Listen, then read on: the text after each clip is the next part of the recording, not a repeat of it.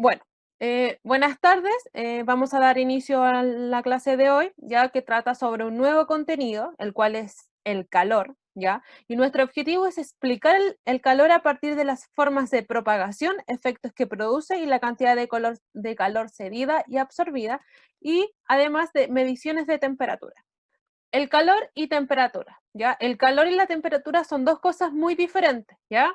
El calor corresponde al flujo de energía térmica que va desde un cuerpo de mayor temperatura a otro de menor temperatura.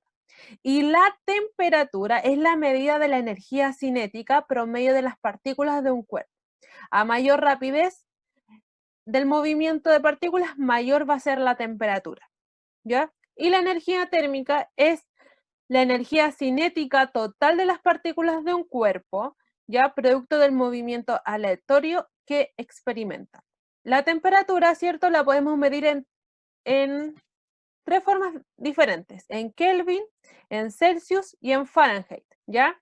La temperatura, ¿ya? Se mide a partir de un termómetro, ¿ya? Es un fenómeno de dilatación térmica, ¿ya? Y como expliqué también, que hay tres escalas termométricas, que es la Kelvin, el Celsius y la Fahrenheit. Y además puse dos expresiones matemáticas de Celsius a Kelvin y de Celsius a Fahrenheit, ¿ya? El tránsito energético, que quiere decir que es el calor tiene un sentido de propagación, ¿ya? A esto se le denomina equilibrio térmico, que quiere decir que un sistema aislado formado por dos cuerpos, uno a 90 grados y otro a 30 grados, al, al entrar en contacto ambos cuerpos se transfieren energía entre ellos para que ambos tengan igual temperatura. ¿Ya? Por ejemplo, una taza de té, ¿cierto? Tenemos una taza de té hirviendo y le agregamos, ¿cierto?, una cuchara metálica. La cuchara metálica, ¿cierto?, está a una temperatura de ambiente y al colocarla en el té que está hirviendo, ¿cierto?, se va a propagar o transferir el calor del té a la cuchara y ambos cuerpos van a quedar a la misma temperatura. También podemos observar la degradación de energía. Tenemos un limón, ¿ya? Que está a temperatura ambiente y tenemos un cubo de hielo. Entonces el flujo de calor desde la limonada hacia el hielo provoca que la energía térmica de la limonada disminuya y la del hielo aumente. ¿Qué sucede con el hielo al aumentar su temperatura? Este se deshace, ¿ya? Lo que hace que la limonada ya tenga, ya no esté a temperatura ambiente, sino que esté más fría. Efectos del calor. Ya tenemos un diagrama, ¿cierto? En modo de gráfico, el calentamiento del agua. Tenemos la temperatura, por supuesto, en grados, que es lo que nosotros conocemos y manejamos. Dice, si calientas el agua, experimentará los siguientes cambios. El hielo absorbe energía térmica y aumenta de temperatura, ¿ya? Esto cabe del segmento AB, ¿ya? Tenemos el sólido. Del segmento BC, observamos que alcanza su punto de fusión pasando al estado líquido, ¿cierto? De sólido a líquido es un punto de fusión. En el segmento CD, el agua sigue absorbiendo energía y aumentando su temperatura. Aquí ya está líquido, ¿cierto? En el segmento DE, alcanza su punto de ebullición pasando al estado gaseoso. Y del segmento EF, el agua se vaporizó. Si pudiéramos calentar el vapor, su temperatura aumentaría. ¿Sí? Esto es lo que sucede, ¿cierto? Si nosotros calentamos el agua, ya a partir de sus estados, de sólido a líquido y de líquido a gaseoso. Observamos cuatro imágenes, ¿cierto? Las dos primeras, que es las que están acá, dice que la cantidad de energía térmica por unidad de masa que absorbe una sustancia para que se produzca su cambio de estado se llama calor latente. Puede ser producto de la fusión o la vaporización, ¿sí? La dilatación térmica es la expansión de un objeto que absorbió calor. Ya, por ejemplo, tenemos aquí la imagen número 1. Si observamos, ¿cierto?, las vías del tren.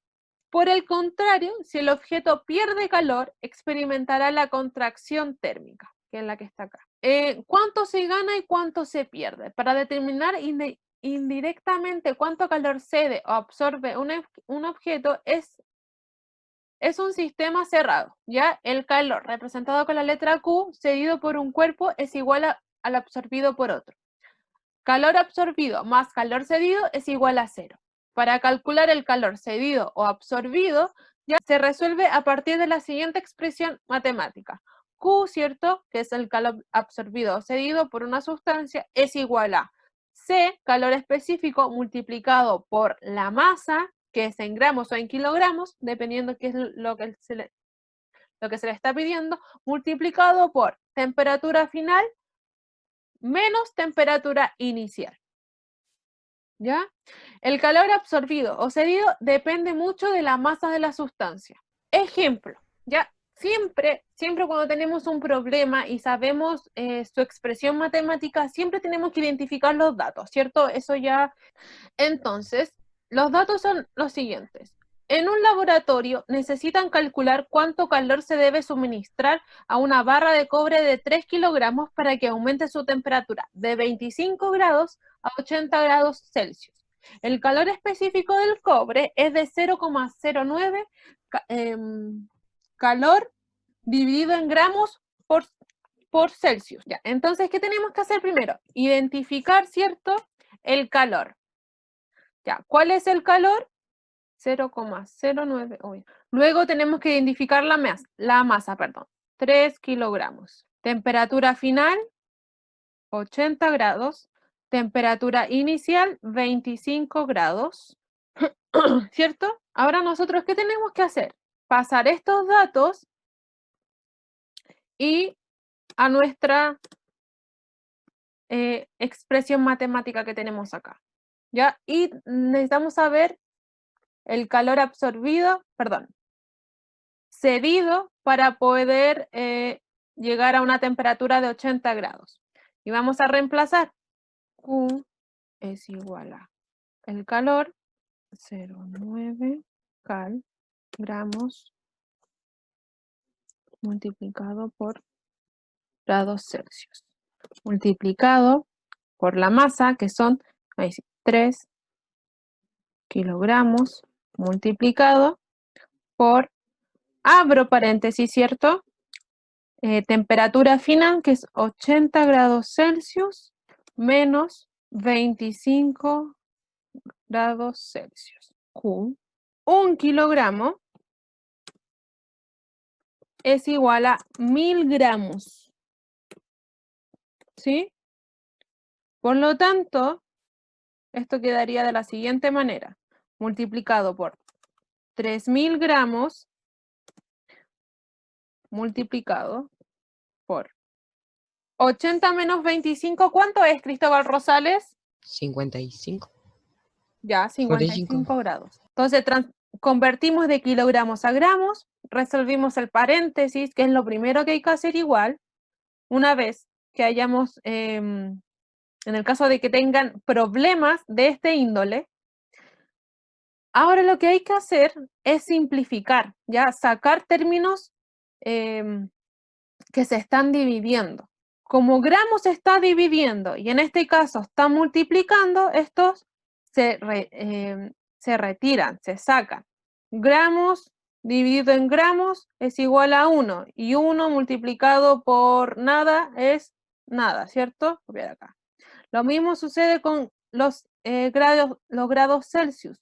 Como este está multiplicando y este está dividiendo, ¿cierto?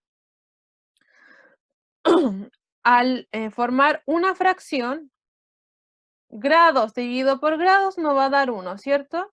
Y quedaría de la siguiente manera.